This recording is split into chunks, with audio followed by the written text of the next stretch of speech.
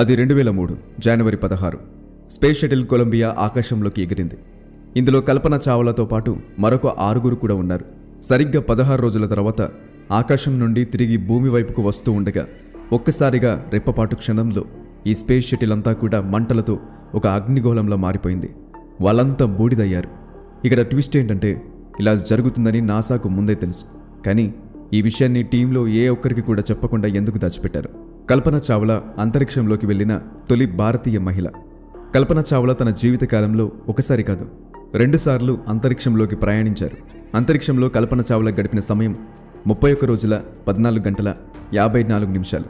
కానీ బాధాకరమైన విషయం ఏంటంటే ఫిబ్రవరి 2003లో అంతరిక్షం నుంచి తిరిగి వస్తూ ఉండగా తనున్న స్పేస్ షటిల్కి జరిగిన ప్రమాదంలో ఈమె చనిపోయారు. అయితే నాసా వంటి టాప్ ఏజెన్సీలో కూడా ఇలాంటి ఒక ప్రమాదం జరగటం అనేది తప్పకుండా ఆలోచించాల్సిన విషయం. సో కల్పన చావ్లా యొక్క మరణం కేవలం ప్రమాదవశాత్తు జరిగిన యాక్సిడెంట్ లేదా పక్కా ప్రణాళికతో కూడిన కుట్రన? ఈ ప్రశ్నలన్నిటికీ ఈ వీడియోలో మీకు ఆన్సర్ దొరకబోతుంది. వీడియో అయితే చాలా ఇంట్రెస్టింగ్గా ఉండబోతుంది. సో ఎక్కడ మిస్ అవ్వకుండా లాస్ట్ వరకు చూడండి. కల్పన చావ్లా 17 మార్చ్ 1962లో హర్యానాలోని చిన్న నగరమైన కర్నల్లో జన్మించారు. కల్పనకి ఒక అక్క అండ్ ఒక అన్నయ్య కూడా ఉన్నారు. తన ప్రైమరీ ఎడ్యుకేషన్ బాలనికేతన్ స్కూల్లో కంప్లీట్ చేశారు. చిన్నప్పటి నుంచి ఈమెకు విమానం యొక్క బొమ్మలు గీయటమన్నా రాత్రిపూట నక్షత్రాలను చూడటమన్నా చాలా ఇష్టం. అలానే ఆమె పంజాబ్ ఇంజనీరింగ్ కాలేజ్ నుంచి ఏరోస్పేస్ ఇంజనీరింగ్లో బ్యాచిలర్స్ డిగ్రీని సంపాదించింది. తర్వాత 1979లో యుఎస్కి వెళ్ళిపోయింది. యుఎస్లోని ఎల్లింగ్టన్లో ఉన్న టెక్సస్ యూనివర్సిటీ నుంచి కల్పన 1984లో ఏరోస్పేస్ ఇంజనీరింగ్లో మాస్టర్ ఆఫ్ సైన్స్ డిగ్రీని కూడా పొందారు. తర్వాత 1988లో ఆమె కొలరాడో ఏరోస్పేస్ యూనివర్సిటీ నుంచి పిహెచ్డి కూడా పొందారు. అలా 1988లో కల్పన చావ్లా నాసా కోసం పనిచేయడం మొదలుపెట్టారు. ఆ తర్వాత ఏప్రిల్ 1991లో కల్పనకు అమెరికన్ సిటిజన్షిప్ కూడా వచ్చింది. ఆ తర్వాత కల్పన స్పేస్ జర్నీ నాసాకు ఏరోనాట్ క్రాఫ్ట్స్ రీసెర్చ్ కోసం అప్లై చేయడంతో మొదలైంది. తర్వాత మార్చ్ 1995లో కల్పనను ఏరోనాట్ క్రాఫ్ట్స్లో చేర్చారు. ఆ తర్వాత 1996లో కల్పనను అంతరిక్షంలోకి పంపేందుకు కూడా నాసా ఎంపిక చేసింది. అలా మే 2, 1997లో 6 ఆస్ట్రోనాట్స్ టీంను స్పేస్లోకి పంపారు. ఈ టీంలో ఒకరే కల్పన చావ్లా కూడా. నిజానికి ఇదే కల్పన చావ్లా యొక్క మొదటి అంతరిక్ష యాత్ర. ఈ మిషన్లో భాగంగా స్పేస్ షటిల్ను కొలంబియా నుంచి పంపారు. అయితే తన మొదటి స్పేస్ మిషన్లో భాగంగా కల్పన చావ్లా 15 రోజుల 12 గంటలు స్పేస్లో ఉంది. అయితే ఈ మిషన్లో కల్పనను mission specialist and primary robotic operator రోల్లో పంపించారు. అలా స్పేస్ మిషన్లో కల్పన యొక్క వర్క్ని చూసిన తర్వాత ఆమెను మళ్ళీ 2001లో మరోసారి అంతరిక్ష యాత్రకు పంపాలని ప్లాన్ చేశారు. అయితే ఈ మిషన్ యొక్క లాంచింగ్ డేట్ 11 జనవరి 2001. కానీ స్పేస్ షటిల్ యొక్క ఇంజన్ ఫ్లో లైనర్స్లో పగుళ్లు ఏర్పడడం వల్ల టెక్నికల్ ఇష్యూస్ కారణంగా ఈ మిషన్ను 1-2 సార్లు కాదు ఏకంగా 18 సార్లు డిలే చేశారు. అలా చివరిగా 6 జనవరి 2003న స్పేస్ షటిల్ కొలంబియా ఆకాశంలోకి ఎగిరింది. ఇందులో కల్పన చావ్లాతో పాటు మరొక 6 సిబ్బంది కూడా ఉన్నారు. 16 రోజులు అంతరిక్ష యాత్రలో ఉన్న తర్వాత ఆ స్పేస్ షటిల్ భూమి వైపు వస్తుంది. కాకపోతే భూమి యొక్క వాతావరణంలోకి ఎంటర్ అవ్వగానే ఒక్కసారిగా ఈ స్పేస్ షటిల్ అంతా మంటలతో ఒక పెద్ద గోళంలా మారిపోయింది. స్పేస్ షటిల్ అండ్ అందులోని ప్రయాణికుల శరీరం యొక్క అవశేషాలన్నీ కూడా టెక్సస్లో పడిపోయాయి.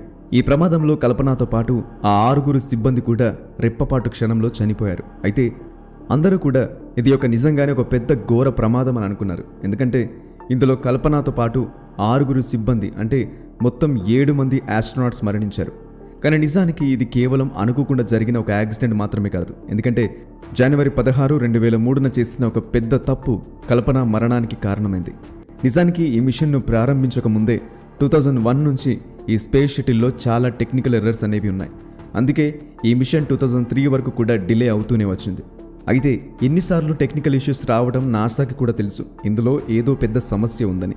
కానీ నాసా ఈ మిషన్ను ఆపేయకుండా కేవలం ఆ టెక్నికల్ ఎర్రర్స్ను సాల్వ్ చేసి షటిల్ను 16 జనవరి 2003న అంతరిక్షంలోకి పంపారు.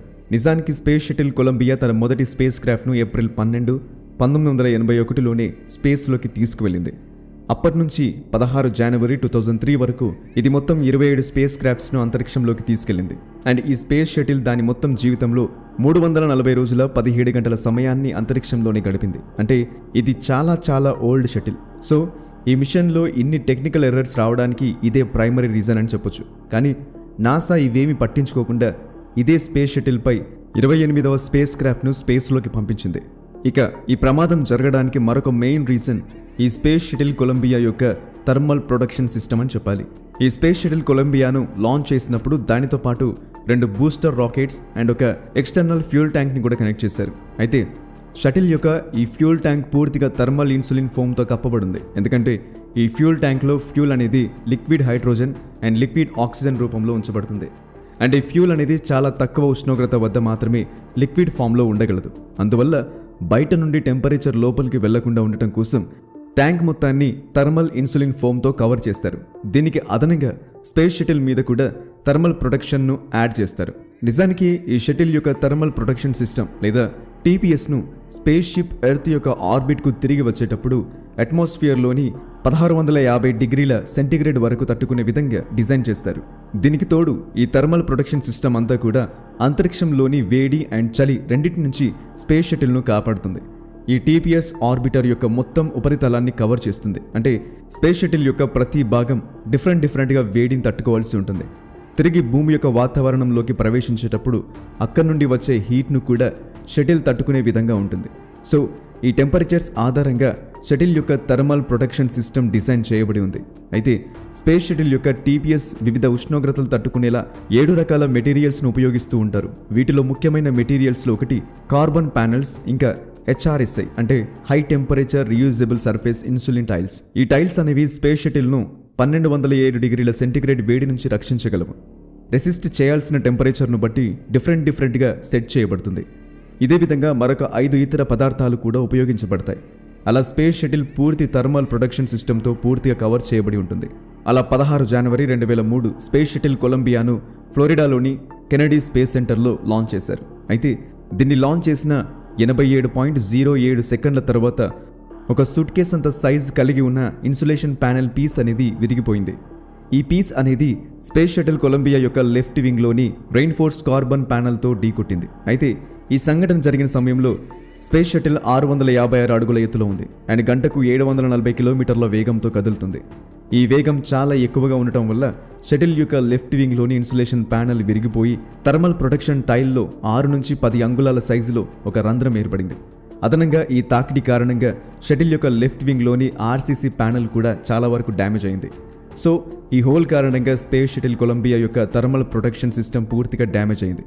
అండ్ ఇలా జరగడం వల్ల షటిల్ ప్రమాదానికి గురవుతుందని నాసాకు కూడా తెలుసు. కానీ ఈ విషయాన్ని మిషన్లో ఉన్న సభ్యులకు అస్సలు ఇన్ఫార్మ్ చేయలేదు. అలానే 16 రోజుల పాటు కల్పన చావ్లా అండ్ మిగిలిన సిబ్బంది అంతరిక్షంలోనే గడిపారు. అంతేకాకుండా 16 రోజుల సమయంలో వారు ప్రతిరోజు ఇన్ఫర్మేషన్ నాసాకు పంపుతూనే ఉన్నారు. కానీ షటిల్లో ఈ ప్రాబ్లం వచ్చిందన్న విషయాన్ని మాత్రం నాసా వాళ్లకు అస్సలు చెప్పలేదు. అండ్ దీని వెనుక ఒక వాదన కూడా ఉంది. అదేంటంటే నాసా యొక్క ఇంజనీర్ ఈ డ్యామేజ్ యొక్క ప్రభావం అనేది షటిల్పై పెద్దగా ఉండదు అని చెప్పడంతో నాసా యొక్క మిషన్ టీం దీన్ని పెద్ద సీరియస్గా తీసుకోలేదు. అండ్ ఈ స్పేస్ షటిల్ తిరిగి సురక్షితంగా ఎర్త్ అట్మాస్ఫియర్లోకి రీఎంటర్ అవుతుందని భావించారు. ఫిబ్రవరి 1, 2003 కల్పన చావ్లాతో పాటు తన టీం మొత్తం అంతరిక్షం నుంచి తిరిగి వెళ్లటానికి యుఎస్ టైం ప్రకారం 9 గంటల 16 నిమిషాలకు ఫ్లోరిడాలోని కెనడీ స్పేస్ సెంటర్లో దిగాల్సి ఉంది. స్పేస్ షటిల్ కొలంబియా 2 కక్షలను దాటి భూమి వైపు వస్తుంది. ఈ సమయంలో స్పేస్ షటిల్ వేగం గంటకు 17,500 కిలోమీటర్లు. అలా స్పేస్ షటిల్ కొలంబియా భూమి యొక్క వాతావరణంలోకి ప్రవేశించింది. ఉదయం 8 గంటల 44 నిమిషాలకు స్పేస్ షటిల్ కొలంబియా 120 కిలోమీటర్ల ఎత్తులో భూమిపైన ఒక పరిపూర్ణ స్థితిలో ఉంది. ఈ సమయంలో దాని ఉష్ణోగ్రత హీట్ స్ట్రోక్ కారణంగా 1317 సెంటీగ్రేడ్లకు చేరుకుంది. తర్వాత కొన్ని నిమిషాల్లో టెంపరేచర్ సెన్సార్ పూర్తిగా పనిచేయడం ఆగిపోయింది. మెల్లగా షటిల్ యొక్క లెఫ్ట్ వింగ్లో మంటలు మొదలయ్యాయి. దానికి తోడు షటిల్ అనేది 57 డిగ్రీ కోణంలో ఎడంవైపు వంగి ఉంది. దాంతో వాతావరణ వాయువులు వేగంగా షటిల్లోకి ప్రవేశించడం ప్రారంభించాయి. ఫలితంగా గాలి ఒత్తిడి అంటే ఎయిర్ ప్రెషర్ అనేది షటిల్లో చాలా ఎక్కువగా మారింది. అండ్ ఇదంతా ఎంత వేగంగా జరిగిపోయిందంటే కనీసం సిబ్బందికి వారి సూట్ ఇంకా హెల్మెట్లు ధరించడానికి కూడా సమయం లేదు. ఫలితంగా కల్పన చావ్లాతో పాటు మిగిలిన 6 ఆస్ట్రోనాట్స్ అప్పుడే అక్కడికక్కడే తమ ప్రాణాలు కోల్పోయారు. సో గైస్, చూస్తారు కదా, ఇది కల్పన చావ్లా యొక్క డెత్ మిస్టరీ. దీనిపైన మీ అభిప్రాయాన్ని కింద కామెంట్ రూపంలో మాతో షేర్ చేసుకోండి. ఇలాంటి మరెన్నో గొప్ప ఇంట్రెస్టింగ్ వీడియోస్ లేదా ఇన్ఫర్మేటివ్ వీడియోస్ చూడడానికి ఇప్పుడే మా యూట్యూబ్ ఛానల్ని సబ్స్క్రైబ్ చేసుకోండి. నేను పెట్టే ప్రతి వీడియో కూడా యూట్యూబ్లోనే ఫస్ట్ రిలీజ్ అవుతుంది. కాబట్టి మీరు ఏ వీడియో కూడా మిస్ అవ్వకుండా ఉండటానికి ఇప్పుడే యూట్యూబ్ ఛానల్ని కూడా సబ్స్క్రైబ్ చేసుకోండి. కింద కామెంట్ బాక్స్లో మీకు మా యూట్యూబ్ లింక్ కనబడుతుంది. అక్కడ క్లిక్ చేసి వెంటనే మా ఛానల్ని సబ్స్క్రైబ్ చేసుకోండి. ఇలాంటి గొప్ప వీడియోస్ మీరు మిస్ అవ్వకుండా ఉంటారు.